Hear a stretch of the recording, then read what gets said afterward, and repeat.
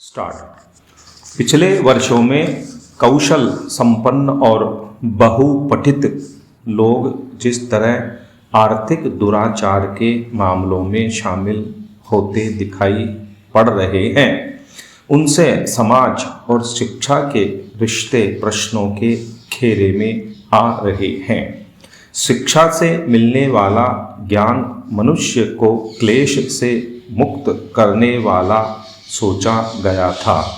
यही नहीं, स्वयं में शिक्षा शब्द मनुष्य के चरित्र या स्वभाव में निहित ऐसे मूल्य बोध के निर्माण का परिचय कराता है जो व्यक्ति को सकारात्मक किस्म के परिवर्तन की दिशा में संचालित कराता है। आमतौर पर यह सबकी आशा होती है कि शिक्षित होकर व्यक्ति सामाजिक जीवन की गुणवत्ता को बढ़ाएगा, लेकिन अब ऐसे ही व्यक्ति सामाजिक मूल्यों से विरत होते दिख रहे हैं। बचपन में गांव और छोटे शहरों में पढ़े लिखे लोग कम ही होते थे और डॉक्टर, अफसर और वकील की कौन कहे, मुंशी, मुख्तार, पंडित, मौलवी आदि की भी सामाजिक परिस्थिति बड़ा मायने रखती थी और उनकी बड़ी इज्जत हुआ करती थी। ये रसूख वाले होते थे। इन सब से यह सामान्य अपेक्षा होती थी कि ये अपने व्यवहार से सबके सामने आचरण के आदर्श सामने रखेंगे। अपवादों को छोड़ दें तो वे अक्सर ऐसे होते थे जिन पर भरोसा किया जाता था और वे भी भरसक निर्वाह करते थे। वे मूलबद्ध होते थे और झूठ फरेब से बचते थे। इसका प्रतिफल देश का सफल स्वतंत्रता संग्राम था, जिसमें बहुतों ने अपने जान माल की कोई परवाह न करते हुए एक बड़े और सामाजिक उद्देश्य के लिए स्वयं को समर्पित कर दिया। कहना मुश्किल है कि यह उत्कट किस्म की सामाजिक भागीदारी उनकी शिक्षा की देन थी या उस समय के सामाजिक सांस्कृतिक परिवेश का असर था। देश के इतिहास में ऐसे महानुभावों की एक बड़ी तादाद है जो पढ़ लिख कर वकालत आदि के व्यवसाय से खूब पैसा कमा रहे थे। तिस पर भी देश हित में सब कुछ त्याग कर स्वतंत्रता की लड़ाई में कूद पड़े और ऐसा देश के कोने कोने में हुआ। यह सब अनायास नहीं हुआ था। बहुत सारे आकर्षण को छोड़ इन लोगों ने खुशी खुशी जानबूझकर कठिन, अस्पष्ट और किंचित असुरक्षित जीवन का वर्ण किया। औपचारिक शिक्षा और जीवन की शिक्षा, शायद दोनों ने मिलकर इन व्यक्तियों में यह विवेक जगाया था जिसके आगे निजी लक्ष्य कमजोर पड़ गए और समाज के सरोकार जीत गए। स्वतंत्र होने के बाद के घटनाक्रम जिस तरह बदले, उनमें मूल्यों के साथ समझौते और उनमें क्रमशः क्षरण की कहानी के हम सभी लोग गवाह हैं। शिक्षा से बड़ी आशा थी कि वह मानव मूल्यों के लिए प्रतिरक्षा तंत्र का कार्य करेगी, इसलिए उसमें एक स्तर की शुचिता और गुणवत्ता का बना रहना बेहद जरूरी था। पर हमारी कोताही के कारण ऐसा हो न सका।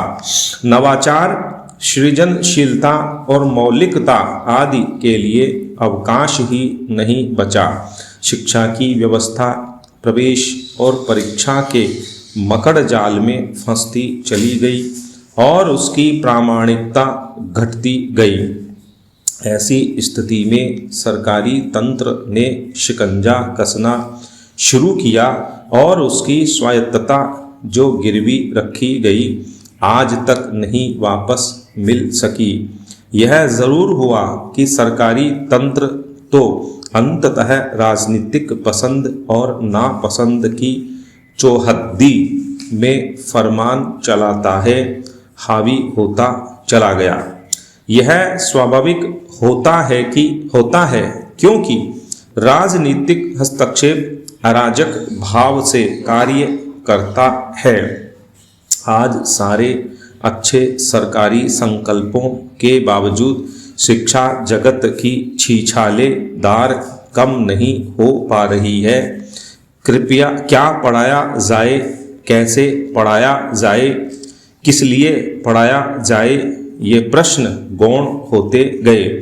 विज्ञान, प्रौद्योगिकी और प्रबंधन जैसे भारी भरकम विषयों के लिए बड़े उदार भाव से सुविधाओं को जुटाने का क्रम अटूट भाव से चल रहा है। पगार की बड़ी थैली या पे पैकेज की लालसा लिए विद्यार्थी और अभिभावक इन विषयों की ओर आकर्षित हो रहे हैं। हालांकि सफलता का प्रतिशत उत्साहवर्धक नहीं है, पर जिन्हें अवसर मिल रहा है उनमें से कई उसका नाजायज फायदा उठाने से भी नहीं चूकते।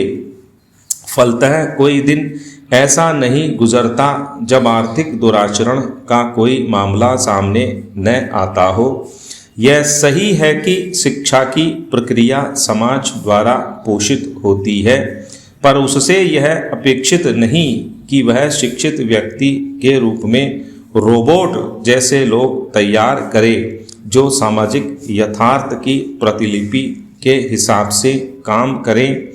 उससे यह भी अपेक्षित नहीं है कि वह अपने परिवेश के साथ सिर्फ अनुकूलित करने की योग्यता विकसित करे।